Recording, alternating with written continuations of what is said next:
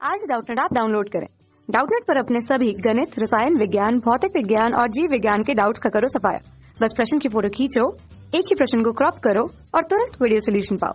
अभी डाउनलोड करें। और दोस्तों दिया गया प्रश्न है, कथन क्रमांक 1 दिया गया है, डायविशन जर्मर प्रयोग इलेक्ट्रॉनों की तरंग प्रकृति को स्थापित करता है। और दूसरा कथन दिया गया है कि यदि इलेक्ट्रॉनों की तरंग प्रकृति है तो वे व्यतिकरण तथा विवर्तन भी दर्शाएगी। तो दोस्तों दिए गए पहला विकल्प हमारे पास में कथन क्रमांक 1 व 2 कैसा है, सत्य कथन है, तो कथन क्रमांक 2 कथन 1 की सही व्याख्या करता है। दूसरा दिया गया है कथन क्रमांक 1 असत्य है, कथन 2 सत्य है। ठीक है, तीसरा दिया गया है दोस्तों कथन 1 व 2 सत्य है तथा कथन 1 कथन 2 की सही व्याख्या करता है। और तीसरा दिया गया है कथन 1 सत्य है, कथन 2 असत्य है। तब दोस्तों डायविसन और जर्मर प्रयोग में इलेक्ट्रॉनों की तरंग प्रकृति को स्थापित करता है। तो अगर बात करते हैं दोस्तों डायविसन और जर्मर प्रयोग वह क्यों किया गया था दोस्तों, वह डी ब्रॉगली जो सिद्धांत था उसके सत्यता को स्थापित करने के लिए किया गया था। और डी ब्रॉगली सिद्धांत के अनुसार प्रकाश कैसा होता है दोस्तों, प्रकाश की द्वैतीय प्रकृति होती है।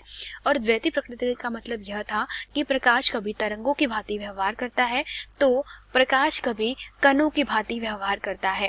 ठीक है, तो तरंगों की भांति कब व्यवहार करता है, जब हमारे पास में जो प्रकाश कण जो होते हैं कैसे होते हैं, गतिशील होते हैं। और कणों की भांति किस प्रकार व्यवहार करता है, जब वह स्थिर अवस्था में होता है। तब उन्होंने दोस्तों क्या किया था,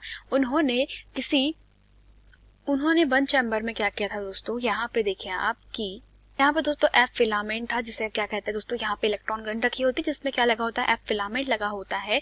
और जैसे ही इस एफ फिलामेंट को किसी हम कह सकते हैं वोल्टेज से त्वरित किया जाता है, तो दोस्तों क्या होता है कि जैसे ही यह फिलामेंट गर्म होगा वैसे ही क्या करेगा, यहाँ पे त्वरित इलेक्ट्रॉनों की बौछार होगी। किस पे, यहाँ पर आप देख सकते हैं इस के मध्य पे। तो यहाँ पे क्या किया जाता है दोस्तों, इसको हाई वोल्टेज पे रखा जाता है। तो ये क्या करेगा दोस्तों, जो हमारे पास में त्वरित इलेक्ट्रॉनों को है वो एक समांतर बीम के रूप में छोड़ेगा। यहाँ से जैसे ही इलेक्ट्रॉन गतिशील होंगे दोस्तों, वो भी कैसे, एक समांतर बीम के रूप में, तो वे क्या करेंगे दोस्तों, निकिल के लक्ष्य से टकरा करके क्या हो जाते हैं, यह हमारे पास निकिल का लक्ष्य है, इससे टकरा करके विवर्तित हो जाते हैं। और जैसे ही दोस्तों यहाँ पे विवर्तित होते हैं, यहाँ पे जो कोण बनता है वह थीटा कोण होता है। यह जो थीटा कोण है वह क्या है, विवर्तन कोण होता है। और फिर इसे क्या किया जाता है, संसूचक पे संसूचक पे क्या कर लिया जाता है, डिटेक्ट कर लिया जाता है। और यहाँ पे दोस्तों क्या कर लिया जाता है, तीव्रता तथा त्वरित वोल्टेज के कारण दोस्तों जो विवर्तन कोण है उसके मध्य में ग्राफ खींचा जाए तब। तो यहाँ पे दोस्तों ग्राफ में क्या पाया गया कि यहाँ पे जैसे ही अब बात करते हैं दोस्तों, यह संसूचक जो है वह क्या है हमारे पास में, वह गैल्वेनोमीटर होता है दोस्तों। तो गैल्वेनोमीटर में दोस्तों जो विक्षेप होता है उत्पन्न, वह क्या करता है, वह हम कह सकते हैं दोस्तों कि जो धारा है, ठीक है, तो यहाँ पे वह विक्षेप मतलब जो गैल्वेनोमीटर में प्राप्त होता है दोस्तों धारा, वह विक्षेप थीटा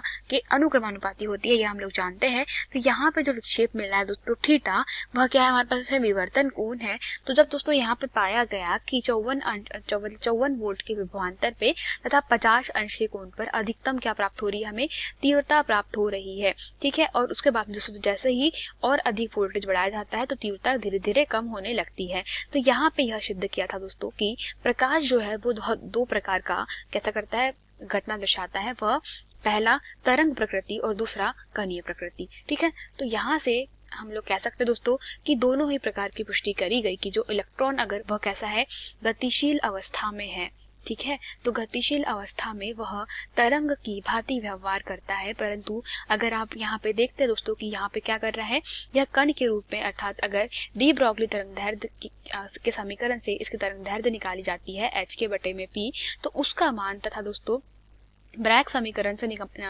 समीकरण क्या होता है, वह होता है n लैम्डा बराबर इसे 2d साइन थीटा। ठीक है, और यहाँ से दोस्तों जो लैम्डा का वैल्यू निकाला गया था वह वैल्यू मतलब कह सकते दोस्तों किसके बराबर था, अगर मान ले कि यहाँ पे लैम्डा डैश है तो लैम्डा डैश बराबर इसे लैम्डा प्राप्त हुआ था, जो इस बात की पुष्टि कर रहा था दोस्तों कि कणीय प्रकृति तथा जो हमारे पास में द्वैतीय प्रकृति होती प्रकाश की, ठीक है, कणीय और तरंग की दोनों ही प्रकृति की पुष्टि कर रहा था।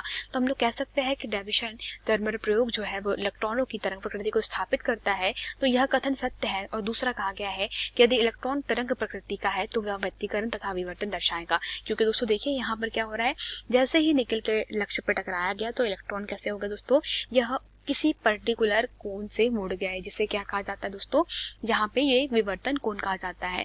दोस्तों प्रश्न के अनुसार दोस्तों दोनों ही कथन कैसे है, सत्य है तथा कथन क्रमांक 2 क्या कर रहा है, कथन क्रमांक 1 की सही व्याख्या कर रहा है।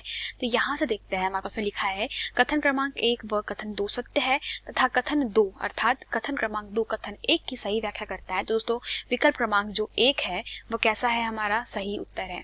ठीक है, धन्यवाद। कक्षा 6वीं से 12वीं से लेकर नीट, IIT, JEE वो एडवांस के लेवल तक 1 करोड़ से ज्यादा छात्रों का भरोसा। आज ही डाउनलोड करें डाउटनेट ऐप या व्हाट्सएप करें अपने सारे डाउट्स 8400 400 400 पर।